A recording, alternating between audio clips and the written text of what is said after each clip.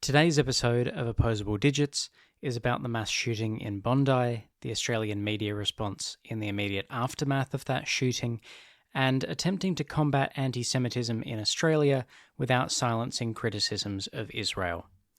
There are not very many jokes in this episode. If you're having a bad day, maybe save it and have a listen later. To be completely honest, I didn't have a fun time making it, and you probably won't have a fun time listening to it. If that isn't discouragement enough, well, I hope you get whatever you've come for. On with the show.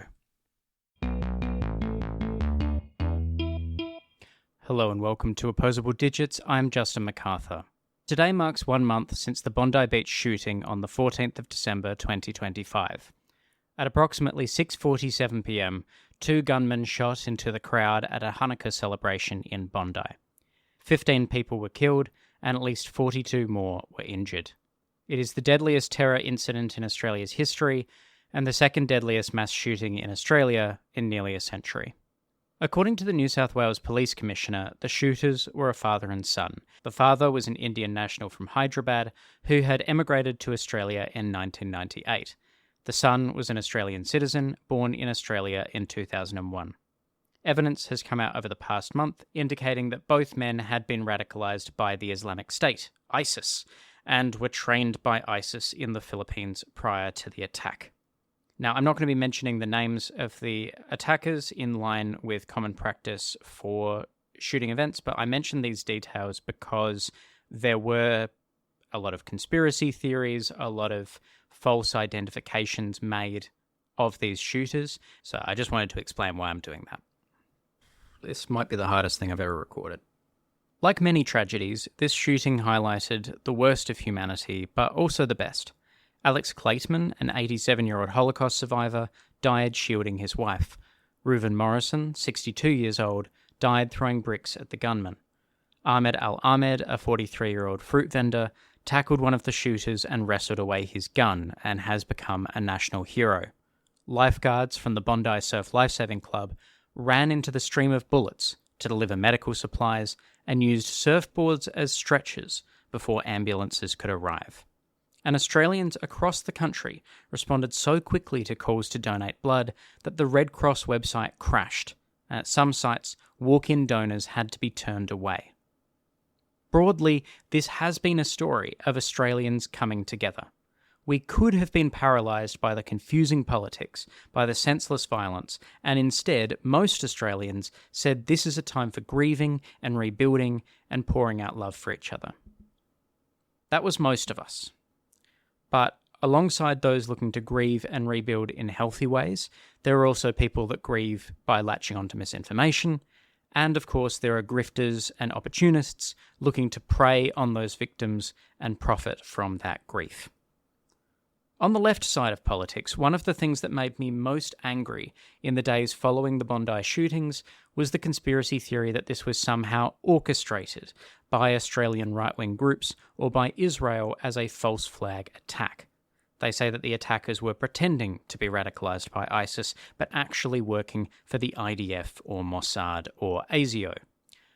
This is just disgusting. I mean, for the obvious reasons, but also because the intention of the conspiracy is to pretend that this is a controversial political issue where reasonable people can disagree.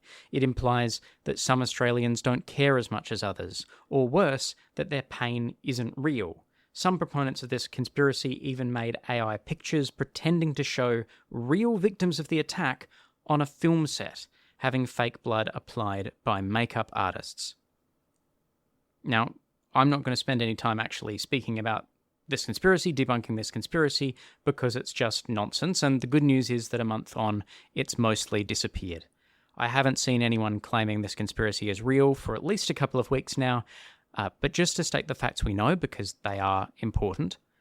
The 2 shooters were radicalised by ISIS, and more locally in Australia by a Sydney preacher called Wissam Haddad, who was prosecuted for hate speech in July 2025 and investigated by ASIO, Australia's National Security and Intelligence Agency, in relation to other hate crimes. There is a clear paper trail connecting the shooters to violent Islamic extremism. And you may ask, why that evidence has only been put together after this tragedy. Certainly one of the most important takeaways is that government agencies responsible for national security need to actually talk to one another.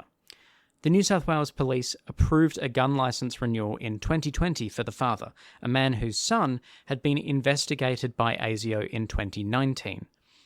The man appeared to have been trained by ISIS in the Philippines only a month before the attacks, a country with which they had no prior association and where ISIS-affiliated jihadists have been conducting training since at least March 2016. There is no evidence that ASIO had been monitoring them or had any awareness of this trip, which obviously would have raised red flags given their past. So, no. The Israel false flag conspiracy is clearly nonsense. Even if you harbour some anti-Israeli sentiment at the moment, and in my opinion you should have some anti-Israel sentiment because according to every international body, they are perpetrating a genocide in Gaza and the West Bank, Israel is not responsible for this terrorist attack on the Australian Jewish community in Bondi. And if the Australian media and political classes were being responsible about how they talk about this tragedy, that would be the end of the conversation. But the reason I believe this conspiracy theory appeals to people is there is a lingering feeling of premeditation to how the government and press have handled Bondi. And this is where I turn to the right-wing grifters. Because while Australians throughout the country and the world reeled from this tragedy, while Jews feared for their safety, particularly at Hanukkah events running the same night, some of which had to be cancelled, the media class were sitting and preparing their sound bites and their think pieces. To pull back the curtain for a moment, what really spurred me to put together this episode was watching the coverage of Bondi unfold in real time on social media. Because if there's one thing that the Australian media is good at, it's generating outrage out of nothing. But what will that outrage machine do faced with an event that is already outrageous, that already offends every decent person's sensibilities, that is already beyond the worst that many of us could have imagined? Well, a week after the events, I started writing this script because it started right away. I'm going to be honest, I don't really want to do this episode. I don't know that anyone wants to hear what I have to say about this. But I've done the research, so I'm going to put it out there. If it's useful to anyone, I hope it is. If it's not, just stop. Just walk away. You don't need to put yourself through every political thing. When I initially saw how the media were covering what was happening in Bondi, I went, I have to document it. I have to keep a record of it. So that's what I did. Anyway, I'm going to make a cup of tea. I'm going to put this down in my office. The shooting took place at 6:47 p.m. At 9:55 p.m, just 3 hours after the shooting, Murdoch's flagship Australian newspaper, The Australian, posted its first criticism of the government for the evening. Former Israeli Prime Minister Naftali Bennett, who earlier in 2025 described all Palestinian civilians as Nazis and said of Israel's blockade of food, water and electricity, "I'm not going to feed electricity to my enemies," said the writing was on the wall prior to the Bondi Beach attack. "We saw it coming," said Bennett. The Australian federal and local government was feeble, was weak, and did not act against this huge wave of antisemitism, even though time and time again they were urged to do so. Again, this was 3 hours and 8 minutes after the shooting. To borrow some sensationalist language that the Australian I'm sure would love to print, the blood had literally not dried in Archer Park. At 11:18 p.m. on Sunday, 4.5 hours after the shooting, The Australian posted its second criticism of Albanese for the evening, this time from Peter Dutton, Australia's least popular major party leader in 40 years. Peter Dutton described the massacre as inevitable and referred to it as a day of national shame. At 6:55 a.m. the following morning, The Australian, having had a night to think, kicked off the day with Israeli politicians saying Albanese had blood on his hands. And then at 7:47 a.m. came the first of their full-length opinion pieces, the ever-reliable Chris Kenny, a former Liberal Party Chief of Staff and current Sky News presenter. Publicly and privately, I have begged Anthony Albanese to confront this anti-Semitic scourge. What can he do now to overcome 2 years of indolence and cowardice? How many more people will suffer? Wrote Chris Kenny. Exactly 13 hours had passed since the deadliest terror attack in Australian history. This was followed by an editorial at 9:45 a.m. called "The Bondi Attack Has Changed Our Nation Beyond Recognition."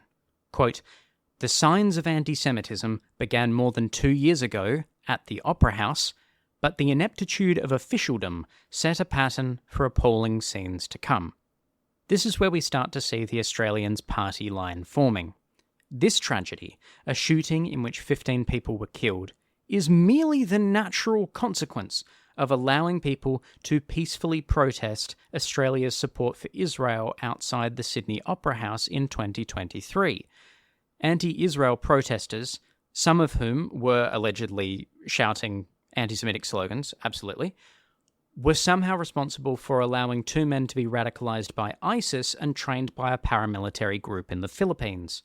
If you're willing to believe these associations, then all of this commentary starts to make sense. For example, the next opinion piece at 11:15 a.m. on Monday.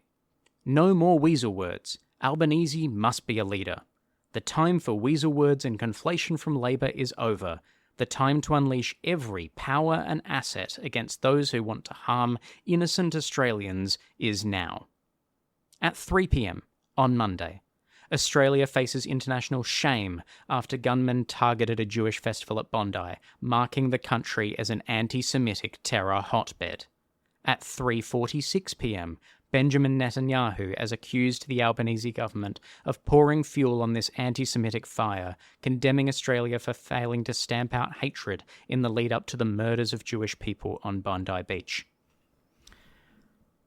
There we go, 24 hours have passed. I just want to put that flag there. 24 hours have passed since the shooting. At 9:15 p.m, cancel culture is like the Inquisition of the Middle Ages. That one's actually not about Bondi, but it is by Steven Pinker, who I'd like to point out has been cancelled because of his association with Jeffrey Epstein, including his involvement in Epstein's legal defence, just to place some other opinion pieces in there. Tuesday morning. We saw this coming. We warned that anti-Jewish rhetoric, disguised as war criticism, would pave the way for violence. Now, as the intifada you globalized arrives, spare us your feigned surprise and condolences. You built this intifada, so spare us your shock and save your prayers. This article was by a guy called Yoni Bashan, who was awarded News Corp's Internal Journalist of the Year award in 2024 for being the first Australian journalist to visit Gaza following the October 7th attacks. Yoni's column was accompanied by a 4-panel cartoon, and I think this cartoon best illustrates the chain of logic here. In the top left, the Sydney Opera House protests in October 2023, featuring what appears to be the Sydney Opera House on fire. Notably, the Sydney Opera House was not set on fire. Flares were lit during the protest, and again, people did chant anti-Semitic slogans. There is a very imposing photo of flames in front of the Opera House, but there were no arrests over the flares, no one was injured. Certainly the building itself did not catch fire. In the top right of the image, the Adass Israel Synagogue, a Melbourne synagogue that was set on fire in December 2024. In August 2025, ASIO concluded that the government of Iran was involved in planning the attack, as well as a related arson attack on a Jewish kosher restaurant in Bondi 2 months earlier. As a result, Prime Minister Albanese expelled the Iranian ambassador to Australia from the country and suspended operations of Australia's embassy in Tehran. So to be really clear on this point, these arson attacks were direct attacks on Australian Jewish people because of their faith, and because of the perceived connection between their faith and the government of Israel. I have no doubt that these attacks spread fear among Australian Jews and increased their concern about anti-Semitism in the broader Australian public. But the two arson attacks were not because of general anti-Semitism in the Australian community. They were not committed by pro-Palestine protesters. They were politically motivated terrorist attacks orchestrated by the government of Iran. The pattern that is trying to be established in this cartoon does not work if you understand that context. Nevertheless, the cartoon continues. In the bottom left, the Sydney Harbour Bridge in a murky grey. There's actually no criticism in this bit of the image. It's just an image of a protest on a bridge. And actually, it's sort of a counter to their argument because it's, tens of thousands of people at the lowest estimates protesting peacefully with no violence. But underneath the two pictures of buildings on fire, it continues to establish a pattern. Anti-Semitism is growing, the Australian would like to allege. And finally, in the bottom right, Anthony Albanese in front of the beach at Bondi saying, "There is no place for anti-Semitism in this country." Now, you would think, again, that that is counter to the previous images, but this is intended as a humorous juxtaposition, intended to imply that Anthony Albanese doesn't really care about the scenes behind him at Bondi Beach. He doesn't care about anti-Semitism. He loves it. He's fine with egging it on. Tuesday morning. At this point, 36 hours have passed since the deadliest terror event in Australia's history, and the Murdoch press have already decided their conclusions. The Bondi shooting was not a false flag.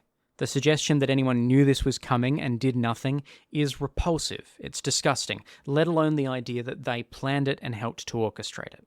But the reactionary press did plan in advance for something like this. They have been waiting with bated breath for any reason to escalate their rhetoric around Israel and anti-Semitism, in line with the political point scoring and subsequent government crackdowns on protests in the United States and the United Kingdom.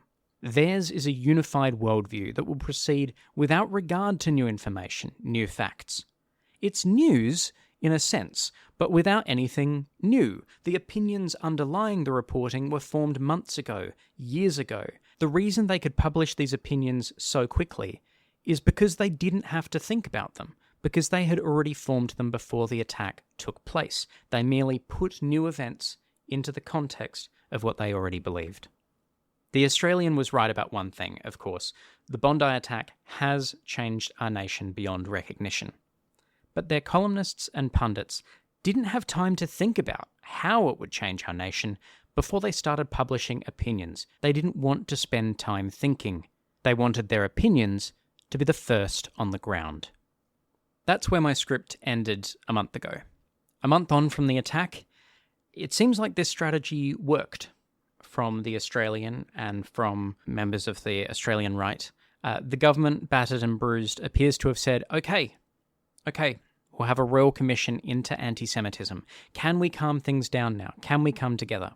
And in the wake of those headlines, it's really, what other option did they have? But a royal commission into anti-Semitism is not going to be the answer. Because let me repeat this point. While the Islamic State is obviously anti-Semitic, alongside everything else that's wrong with the Islamic State, this attack was not caused by general anti-Semitism in the Australian community. And in the meantime, smothering protest, silencing dissent when a genocide is definitively taking place in Israel is not going to douse the flames of anti-Semitism that do flicker in the worst parts of our activist communities. This is not to say the Australian Jewish community has anything to do with what's happening in Israel, but making our response to anti-Semitism against Australian Jews about Israel does. It does draw a link. That is the scary thing. The federal government is meeting next week, on January 19th and 20th, in an emergency session to redefine what hate speech means in Australia. The bill has not yet been released to the public, but the ABC reported today, at time of recording, that it will create a new federal offence, making it, quote, illegal to publicly promote or incite racial hatred where the conduct would cause a reasonable person to feel intimidated, harassed, or fear violence. On paper, this sounds good. This doesn't sound like the things that I'm a bit scared that the hate speech bill will come to look like. It seems like it might be narrow enough to avoid adverse consequences. It remains to be seen, but I hope that's the case. But needless to say, this does come in the context not only of Bondi, but also many years of confrontations between artists and censors operating in the name of the Australian Jewish community, shutting down criticism of Israel. Most recently, writers' festivals in both Bendigo and Adelaide falling apart because of cancelled writers. And it's important to highlight that in Adelaide's case, it wasn't even because of someone's criticism of Israel, it was because they were Palestinian at all, at least in the public statements issued by the Adelaide Festival Board. In her resignation as director of Adelaide Writers' Week, Louise Adler cites many examples of arts events that have been cancelled, shut down, altered in some way in order to supposedly protect the Australian Jewish community, but actually to shut down criticism of Israel. I think this is a landmark, a watershed moment in the history of Adelaide Writers' Week, but it is of a piece with all the other issues that we've seen unfold in the last few years in the arts community, whether we're talking about Khaled Sabsabi at Creative Australia, whether we're talking about the MSO and Jason Gillam, whether we're talking about Bendigo Writers' Week. We've had a succession of dramas of this sort where political interference and donors and lobby groups have been able to come in and have an influence and an effect on what is programmed and what is not programmed. The acceptance of Israeli government funding by the Sydney Festival in 2022, the sanctioning of young actors in Kefirs at the Sydney Theatre Company, the State Library of Victoria's cancellation of a teen writing program, and, of course, the collapse of both the Bendigo and Adelaide Writers' Festivals. That's quite a list.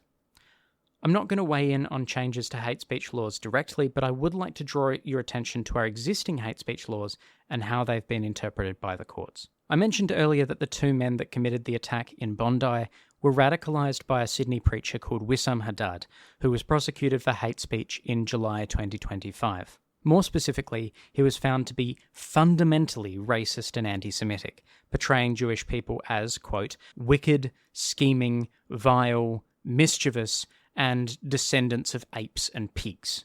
This is obviously anti-Semitic speech. It's right that he was prosecuted for it. He deserves all the fines and jail time and whatever else that he gets for that.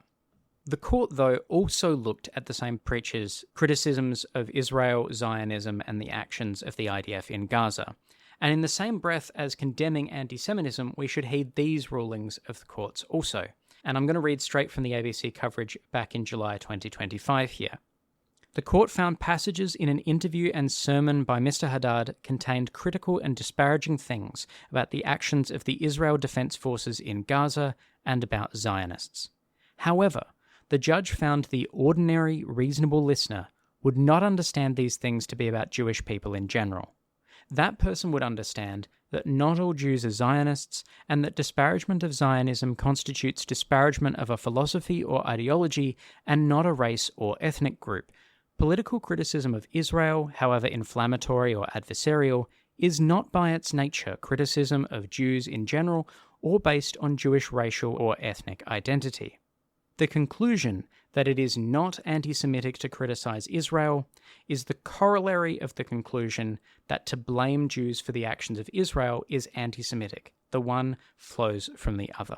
And I'm just going to unpack that quickly. So a corollary being kind of the inverse of the argument that is proven in the same statement. If to blame Jews for the actions of Israel is anti-Semitic because they're not one and the same, and that's kind of the hidden premise here, then it is not anti-Semitic to criticize Israel because they're not one and the same. It is not the same as criticizing Jewish people or accusing Jewish people in general of something to criticize Israel because they are not the same entity. I just wanted to kind of unpack that little argument there.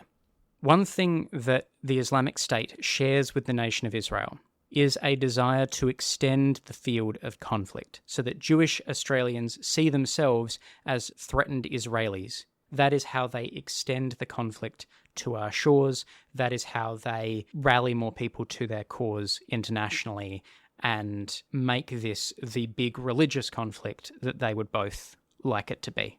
I'm aware that I'm both sidesing a little bit here, but I hope that my intention is clear.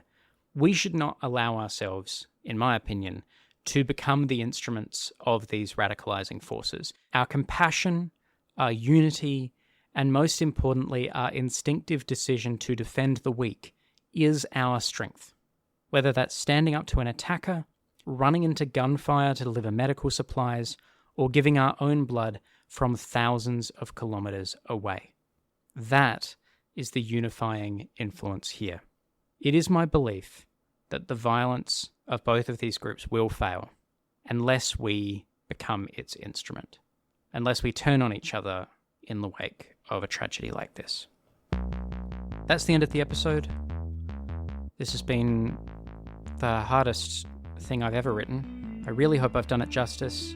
I hope that by presenting the facts the way I have, you can make up your own mind about who is doing bad stuff because they're evil and who's just trying to make the best of a bad situation.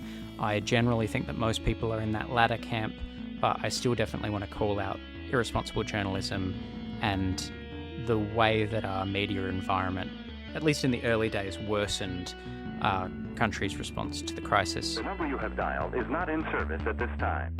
Having opposable digits helps in grasping things. Please now go and listen to something that's a lot nicer, treat yourself well, and have a good rest of your day. Thanks for listening.